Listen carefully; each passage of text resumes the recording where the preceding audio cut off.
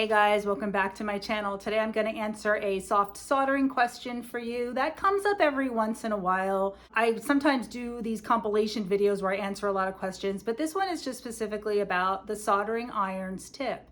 And before we get started, if you don't know me, my name is Laura Beth Love, and I am the author of the book Soldering Iron Jewelry. And there are tons of projects in here that teach you how to make jewelry with a soldering iron, soft soldering. We don't use a torch or a flame, we're only using an electric soldering iron. So what we're talking about is, we're talking about the soldering iron's tip, which is this. Now these tips, your soldering iron, when you buy it, it should come with a tip. They usually do. There are different kinds of tips that you can get sometimes, depending on what kind of iron you have, that you can switch out the tip. And for larger or smaller size or different size tips, different shape tips, I mean, that would be used for different applications. So you never want to do this when it's hot, only when it's cold. You would take this off, and then you have your tip here. And this is a ceramic heating element in here. So this is what we're talking about. We're talking about the soldering iron's tip. Now you can see that mine's a little bit, it's dirty because I use it, right? So the heat and the chemical we use, which is liquid flux, that is what makes our solder, which looks like this, adhere to our metals. You need to use something. You can't just use a soldering iron, a hot soldering iron, and metal solder. You need to have flux to make the hot solder adhere to your material that you're soldering, which would be like any kind of metal material that will accept solder. And mostly we're talking about copper. There are other metals as well, but we're going to talk about copper today, and we're going to talk about the soldering iron tips. And someone asked, I'm going to read this question right off of my laptop. It came from about a month ago. It's by Mary Jane Enthusiast. Hi Laura, I was wondering if you've ever had a soldering iron tip slowly break apart as you solder. Is that due to the heat being too high? The iron I have doesn't have any heat settings, and I've had 2 tips that do that to me. Please help. I love your videos. Thank you. And I wrote back to her and I said, too high of a heat could be the problem. What type of an iron is it? And she just said it was a basic red little Weller iron that just plugs in. There's no temperature gauge. So there's no like a built-in rheostat, which is something, I can't reach mine. That looks like this, that you plug your iron into to adjust your temperature. So this cord is the soldering iron. This other cord is the electrical cord for the wall. So she bought an iron that does not have a temperature control. Some irons have it right in the handle, like this one. This is just like a digital, but it has the temperature control, the rheostat on it. That controls the flow of electricity that will allow you to control the temperature of your iron. So if you buy an iron that does not have a temperature control on the iron, such as this iron here, it's a generic 100 watt iron, you need to have something to control the temperature. So you need to buy what's called a rheostat. Now this is one that came with a Weller soldering iron. Usually they're just a small like black or gray box. They're not like, they don't usually have the sponge thing and all that. It basically has 2 things on it.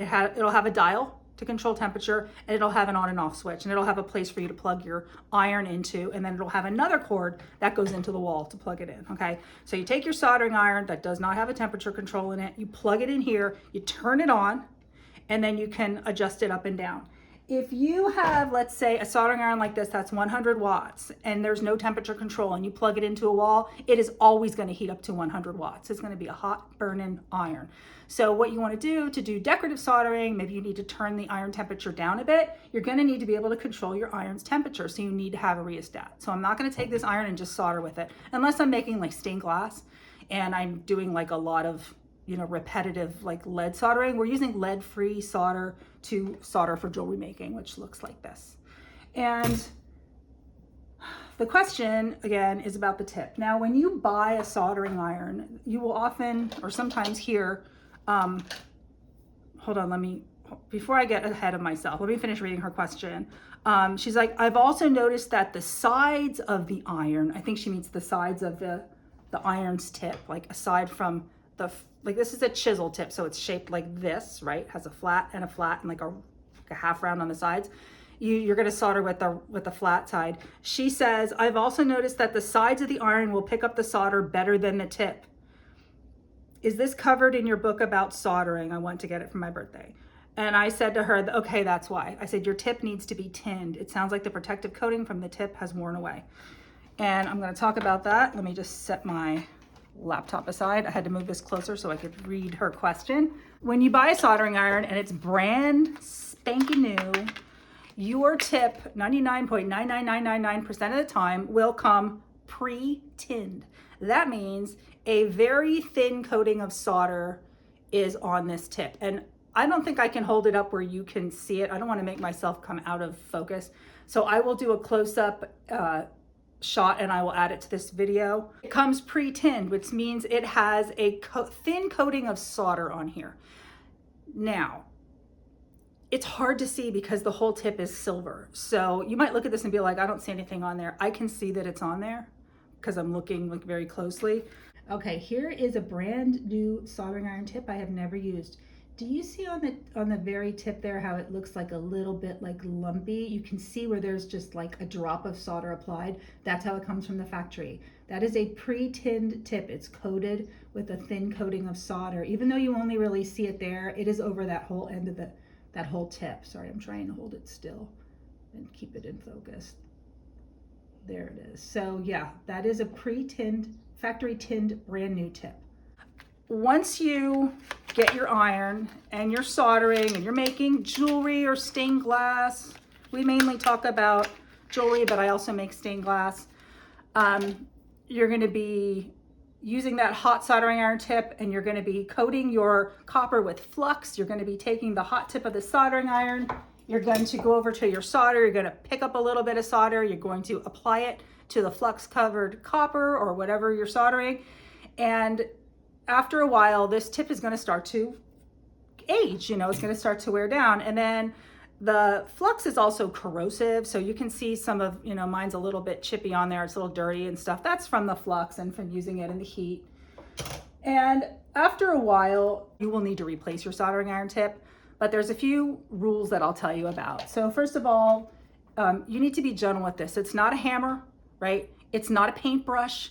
It's not a scraper. When you're soldering, you're not even really touching the surface of what you're soldering. You are picking up a drop and like gently spreading it onto something. You're not scratching the surface. And that's one mistake that people make that can wear out the tip of their soldering iron. It'll wear off that protective coating.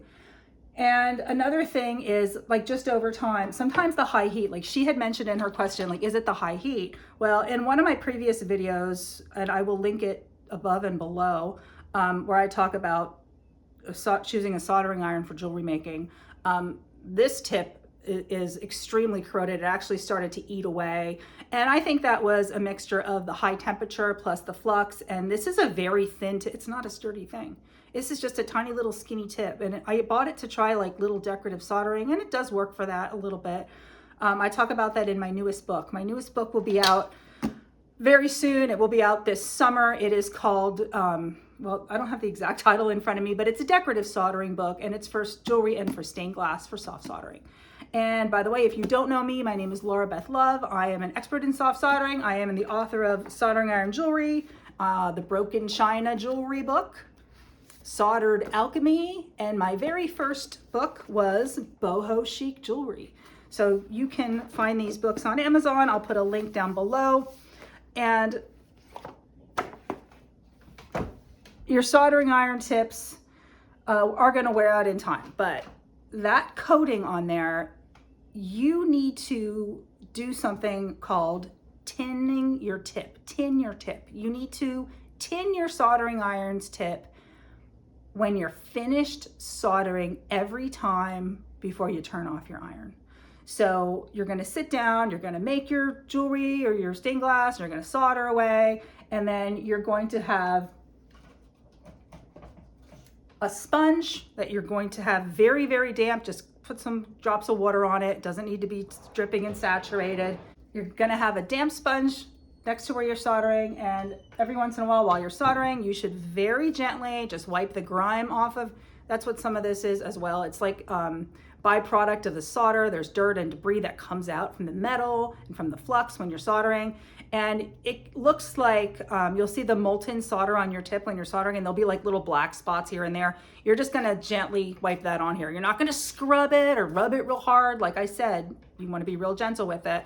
And you can see mine. Do you see all that black on there, all that dirt? That's dirt from my soldering iron. So when you're finished soldering, you're gonna gently clean off the dirt, and then you're gonna take your roll of solder and your soldering iron, and you're gonna pick up a drop of solder on both sides. You make sure you get it. Doesn't have to be a big glob, just like the size of a grain of rice.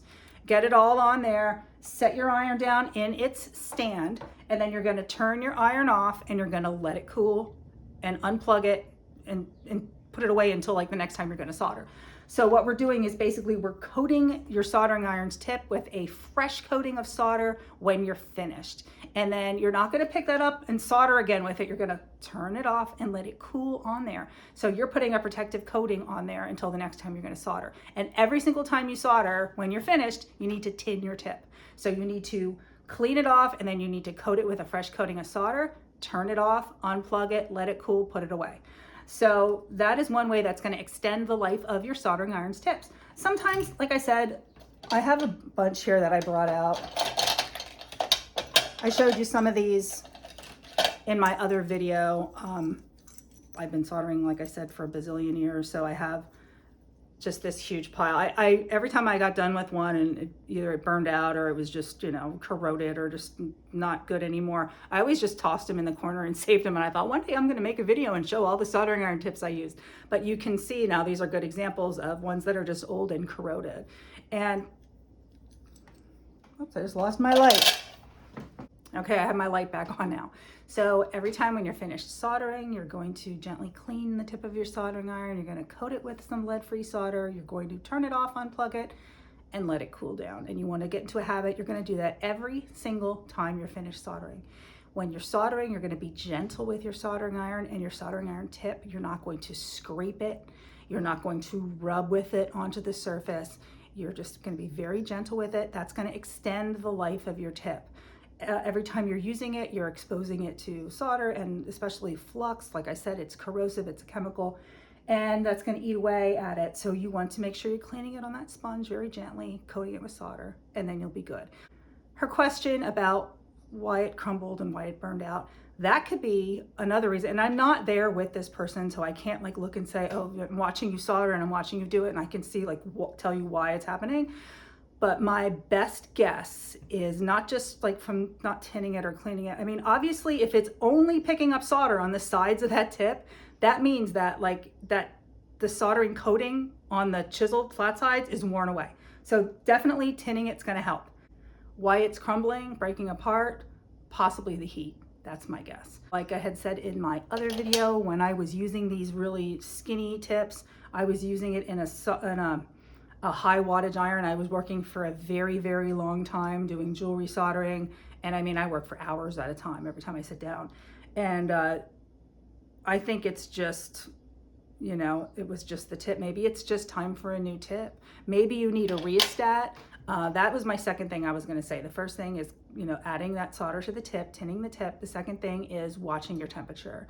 If you don't have a temperature control, you don't have a rheostat, as you mentioned, you're plugging your iron directly into like an outlet.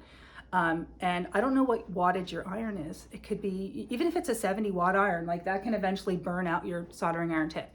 So you want to make sure you have a rheostat, and you don't need to have it turned all the way up to melt lead-free solder. Lead-free solder, and this is lead solder here. Lead-free solder melts at a bit of a higher temperature than lead solder.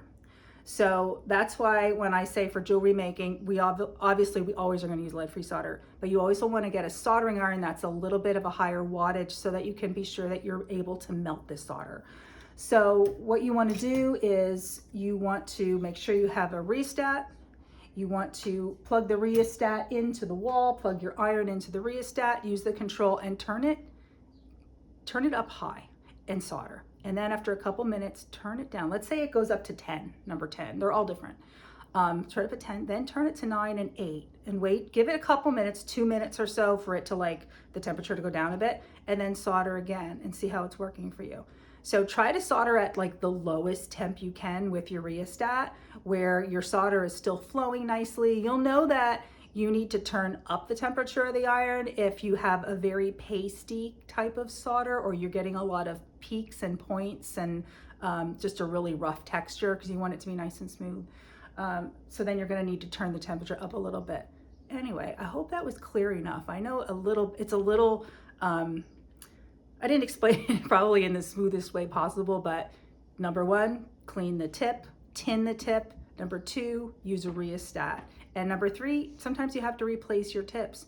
Also, know what the wattage is of your soldering iron and use the rheostat. And like I said, start at the top, the highest, see how it works, how it performs for you. Turn it down a bit, turn it down. Maybe if it goes up to 10 and you find that you're at number 5 and it's still soldering fine for you, then solder at 5.